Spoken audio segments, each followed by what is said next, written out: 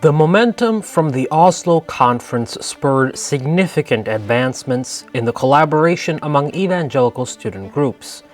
Inspired by the shared mission and all Halsby's powerful addresses, delegates took practical steps towards a unified approach, drafting a constitution for a movement that would lay a strong foundation for its global expansion. The formation of an executive committee further solidified the organization, leading to the pivotal 1935 conference in Johanland, Sweden. It would be at this conference the Constitution was ratified, an advisory committee was approved, and new leadership transitions marked the beginning of a new chapter for the evangelical student movement.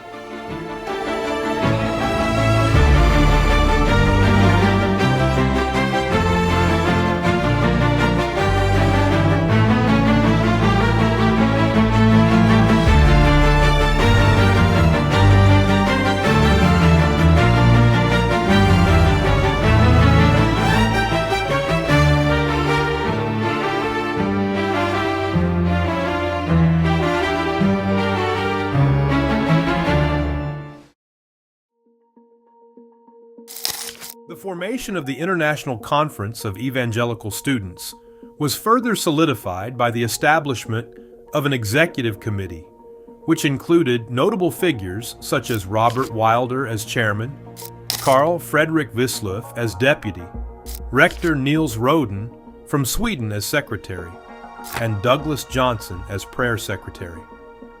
The group organized an important conference in Johanneland, Sweden, in 1935. This conference not only ratified the Constitution that had been drafted, but also approved an advisory committee that included Prince Bernadotte of Sweden, Ole Hallesby, and Rendell Short. Dr. Wilder, acknowledging his age, decided to step down, marking a transition in leadership. The Johanneland Conference was a significant event, welcoming 8 British students alongside Douglas Johnson and Howard Guinness. The conference received a royal welcome at a meeting in the Round Church in Stockholm, attended by Prince Bernadotte. A new committee was elected, comprising figures such as Hogue, Roden, Arnold Aldous as treasurer, Douglas Johnson, Carl Wislöf, and a female student representative from Finland. This was the beginning of what would become an annual gathering that not only brought together students, but also academics and senior figures within the evangelical community. The following year, in 1936, the conference expanded to include sessions in Beatenberg, Switzerland, and Helsinki. The Swiss meetings, inspired by the Bible study camps led by René Pach, brought together participants from various backgrounds, including Professor Kiss from Hungary and a representative from the Netherlands, Calvinistische Studentbeweging. These meetings led to the creation of the Groupes Bibliques Universitaires de Suisse. Subsequently, in 1937, outreach efforts by British students in Paris resulted in impactful ministry work, further demonstrating the growing influence of these evangelical student movements.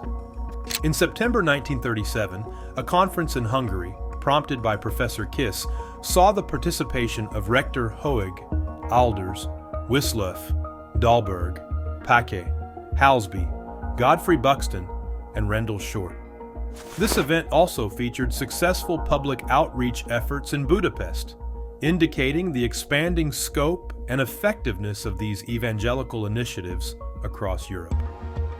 These gatherings were pivotal in fostering a unified approach to evangelical outreach among university students, significantly shaping the religious landscape in Europe during this period. The development of the International Conference of Evangelical Students continued with the election of a new committee that brought in J.W. Wenham of Britain as treasurer. However, this transition period also saw significant changes in the committee's composition, notably with Professor Carl Fredrik Wislöf stepping down from the executive. His departure was driven by concerns that the international movement was becoming too centralized, potentially diminishing the autonomy and influence of the constituent member groups. Wislof's decision underscored a tension within the movement between maintaining a cohesive global strategy and ensuring that the diverse needs and perspectives of individual member organizations were adequately represented and respected.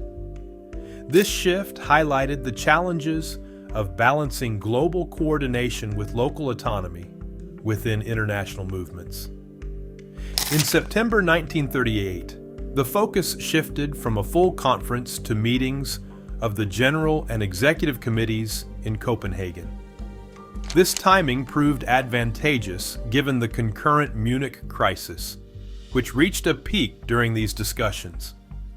Amidst this backdrop of international tension, the decision was made to organize a substantial international conference in Cambridge, scheduled from June 27th to July 3rd, 1939. This Cambridge conference turned out to be a resounding success, attracting 800 students from 33 countries, along with numerous graduates. The event was graciously hosted by Lord and Lady Kinnaird. The roster of speakers featured prominent figures such as Ole Halsby and Martin Lloyd-Jones, along with Harold Earnshaw Smith, the rector of All Souls Langham Place. Notably, Smith's Sunday morning address was broadcast by the BBC, amplifying the conference's reach and impact. The panel also included a diverse array of conservative theological leaders from across Europe, including the former head of the Russian student Christian movement.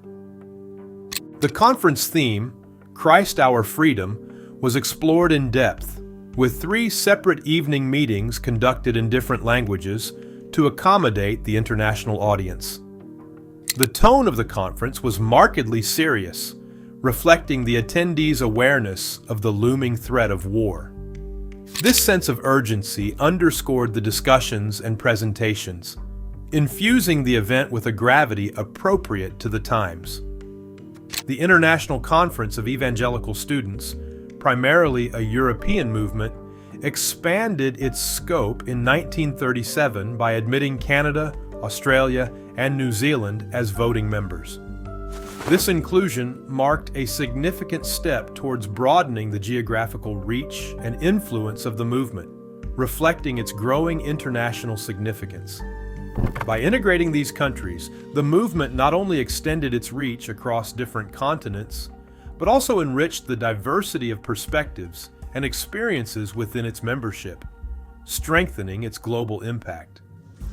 During the interwar period in Europe, theological debates were particularly intense as neo-orthodoxy emerged to challenge liberalism.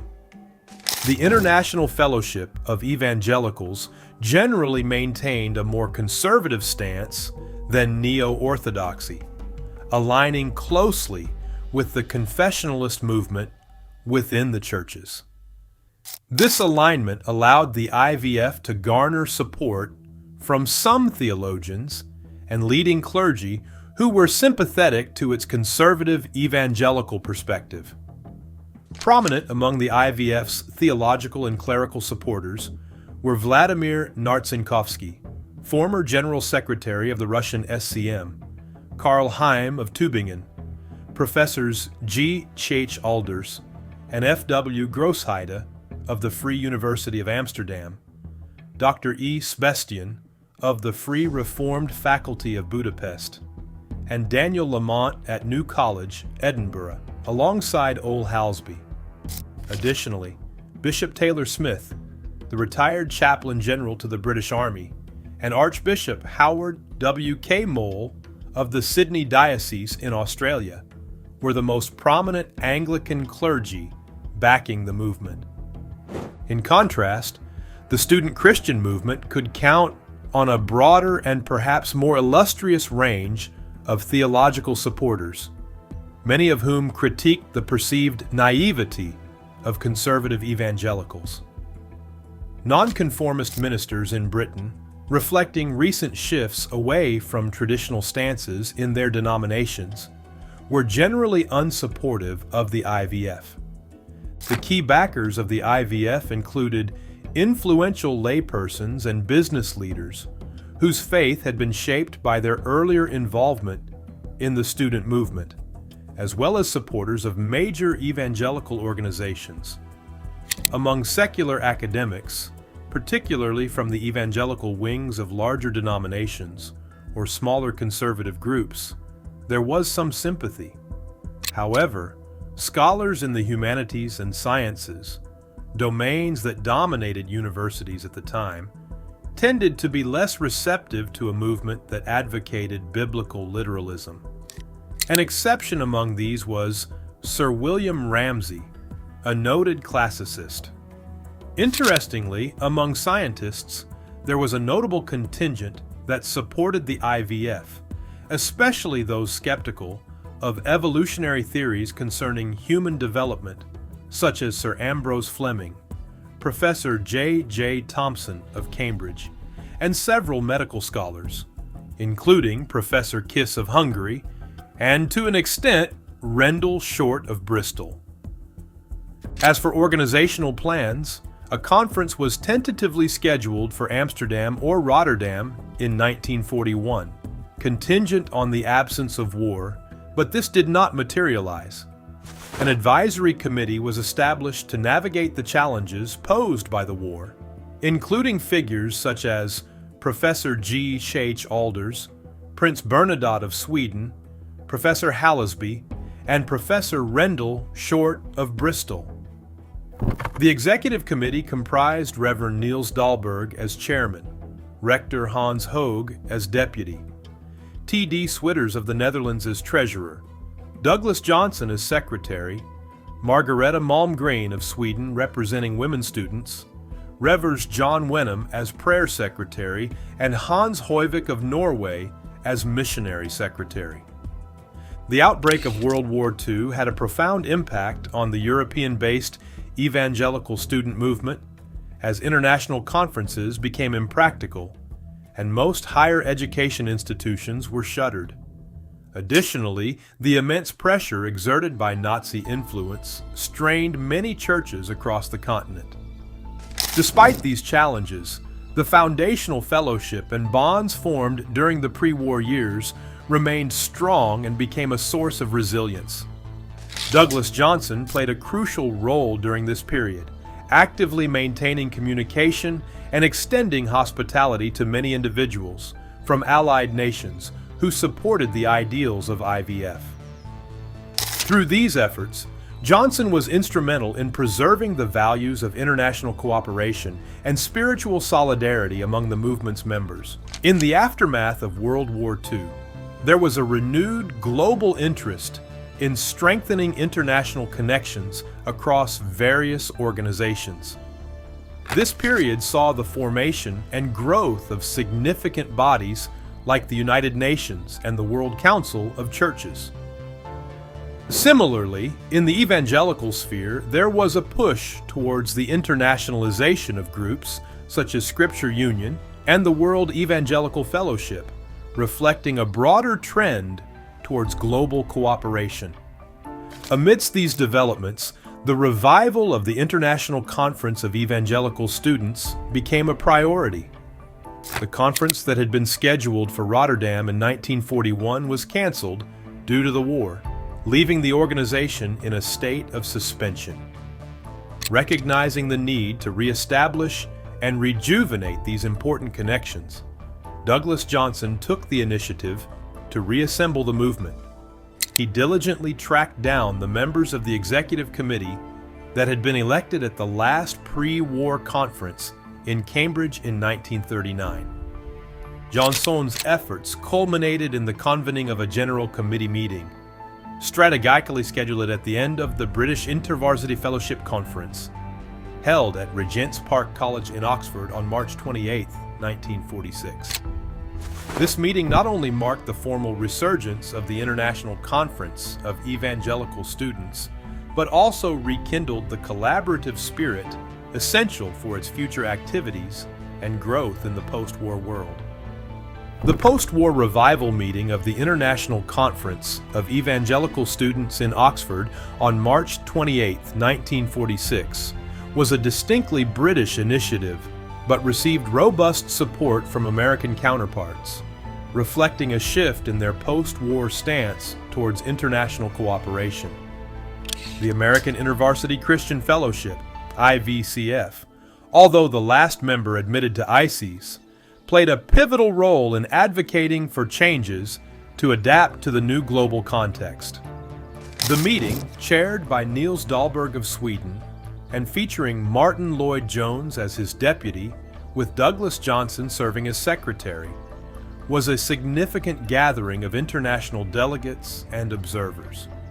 The roster included 16 delegates and 5 observers from diverse backgrounds and regions, underscoring the global nature of the evangelical student movement. The group included representatives from Australia, New Zealand, the United Kingdom, Canada, France, the Netherlands, Norway, Switzerland, the United States, Finland, and Belgium, each bringing unique perspectives and updates from their respective movements. This preparatory meeting was about more than just organizing a new conference. The committee grappled with larger issues, such as membership requests from the Swiss and Dutch movements, and desires from Canada, Australia, and New Zealand to play more active roles. They were particularly struck by reports of the burgeoning student movement in China, highlighting the widespread impact and potential for growth beyond Europe. The enthusiasm of the North American delegates was notably impactful, especially given the scale of the IVCF in the United States.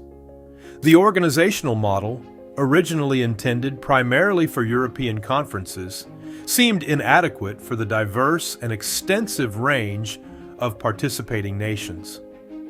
Stacey Woods, General Secretary of both the United States and Canadian movements, exemplified this dynamic involvement. His informal, yet strategic discussions, such as taking Hans Berkey out for ice cream to learn about the Swiss movement, illustrated the informal diplomacy that characterized these interactions. John Bolton, a financial supporter of the American IVCF and a refugee from pre-war Germany, also made a profound impact.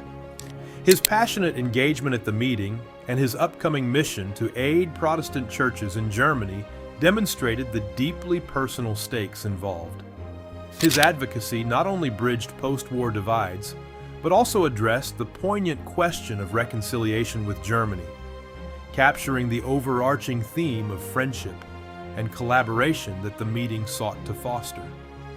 He spoke so earnestly that he overwhelmed the painful reluctance of Germany's erstwhile enemies, reporting the comment, "Is there anyone who will ever speak to us in terms of friendship again?"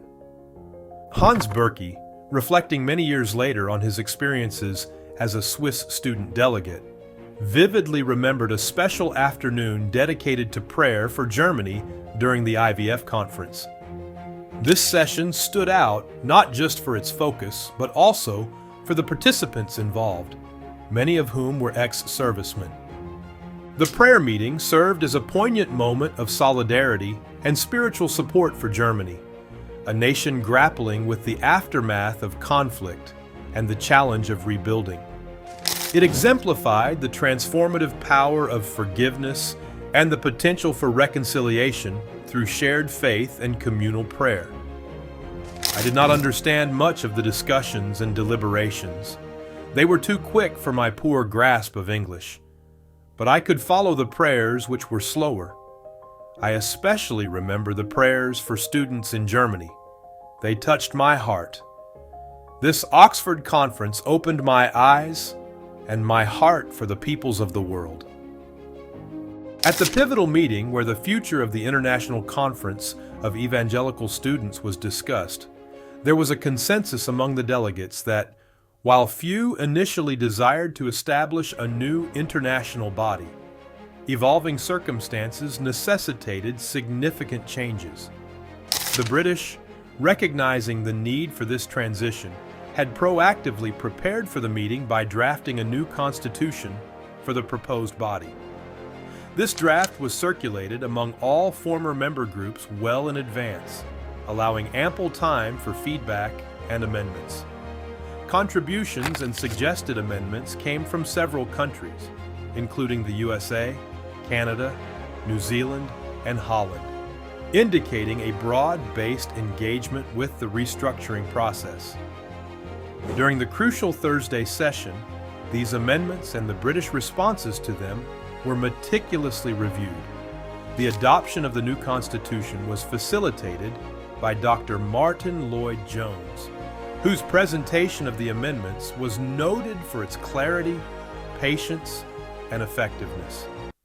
The minutes of the meeting highlighted the delegates' gratitude towards Dr. Lloyd-Jones for his skilled navigation of the discussions, which played a critical role in achieving consensus and moving forward with the newly defined international fellowship. Douglas Johnson's meticulous approach to managing the transformation of the International Conference of Evangelical Students into the International Fellowship of Evangelical Students provided a necessary balance to the dynamic and vigorous American enthusiasm. This enthusiasm, untempered by the war weariness that affected many other regions, played a critical role in driving the movement forward swiftly and effectively. Indeed, on the same day that the new Constitution was adopted, the first meeting of the IFES General Committee was convened, showcasing the urgent momentum provided by the American delegates. This proactive stance underscored a significant shift in the organization's operational tempo and geographical focus. As a follow-up meeting to officially confirm the new structure was scheduled to take place in the United States the following year. The collaborative spirit of the IFES was further exemplified by the decision to invite Woods and Johnson to serve as co-general secretaries. While there was no immediate plan to establish a separate international office, their roles were envisioned to focus on the coordination of literature and the organization of regional conferences slated for 1948. This approach aimed to maintain unity and coherence across the widely dispersed member groups without the overhead of a centralized office. Ole Housby was appointed as the first president of IFES, a role he held until his resignation in 1954, after which Martyn Lloyd-Jones succeeded him. Housby's leadership helped guide the fledgling organization through its formative years, setting a precedent for strong, principled leadership that Lloyd-Jones would continue. The decision-making process for leadership roles within the International Fellowship of Evangelical Students also involved considerations about broader affiliations and symbolic representations. Archbishop Howard W. K. Mole was initially considered as a potential leader for IFES, being named as the second choice for a leadership role. However, his active involvement and sympathy for the World Council of Churches, which was concurrently being established, presented a challenge. The World Council of Churches aimed to foster ecumenical unity across various Christian denominations, including more liberal theological perspectives that some members of IFES might have found at odds with their more conservative evangelical stance. Consequently, Archbishop Mole's association with the council made his candidacy less favorable within IFES. His involvement with an organization that embraced a broader and potentially more liberal spectrum of Christian theology made him a less suitable symbol for evangelicalism, as defined by the ethos and objectives of IFES. The IFES meeting concluded with a significant endorsement when a telegram arrived from China.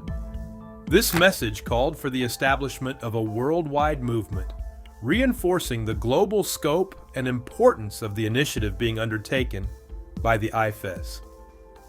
The confirmation of the International Fellowship of Evangelical Students took place amid the sweltering heat from August 18 to 23, 1947, at Phillips Brooks House, Harvard University.